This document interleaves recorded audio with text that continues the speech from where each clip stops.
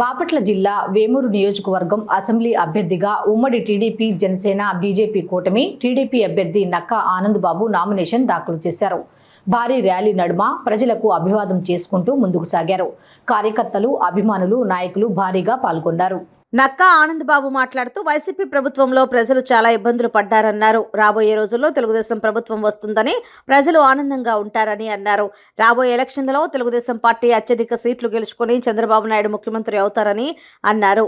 జగన్ డ్రామాలు ఎవరూ నమ్మట్లేదని ప్రజలకు అర్థమైపోయిందని అన్నారు. ప్రజలు కూడా తెలుగుదేశం ప్రభుత్వాన్ని కోరుకుంటున్నారని తెలిపారు.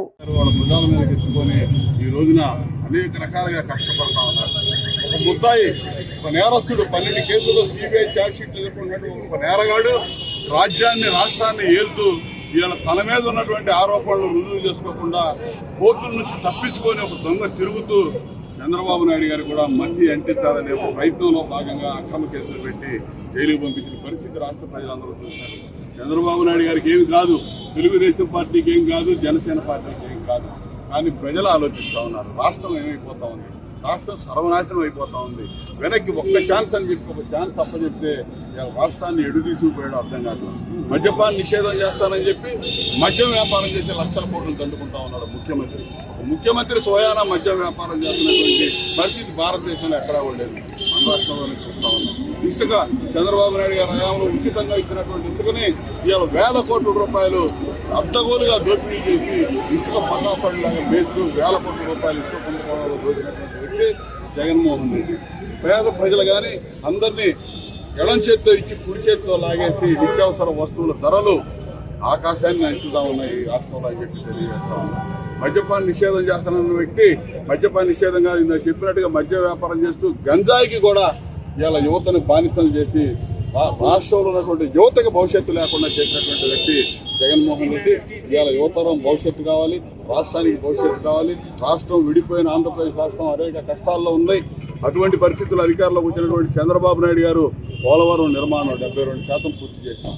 ఈ రాష్ట్రానికి జీవనాడిగా ఉండాల్సినటువంటి పోలవరం 72% పూర్తి అయినటువంటి పోలవరాన్ని నెట్ట నిలువున చంపేశాడు జగన్మోహన్ రెడ్డి. అమరావతి రాజధాని మన ప్రాంతంలో నిర్మాణం జరుగుతూ ఉంది. రాష్ట్రానికి మధ్యస్థంగా ఉన్నటువంటి ప్రాంతంలో 10,000 కోట్ల రూపాయల పైన ఖర్చు పెట్టి నిర్మాణం చేసినటువంటి అమరావతిని విధ్వంసం చేశాడు, 3 ముక్కలు చేశాడు.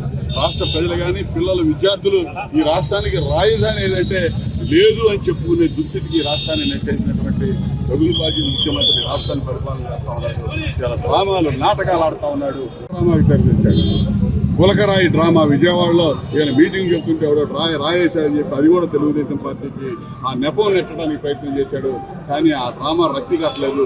ప్రజలందరూ తెలుసుకున్నారు. ఎందుకంటే కోడికత్తి డ్రామా చూశారు, వివేకానంద రెడ్డి హత్య డ్రామా చూశారు.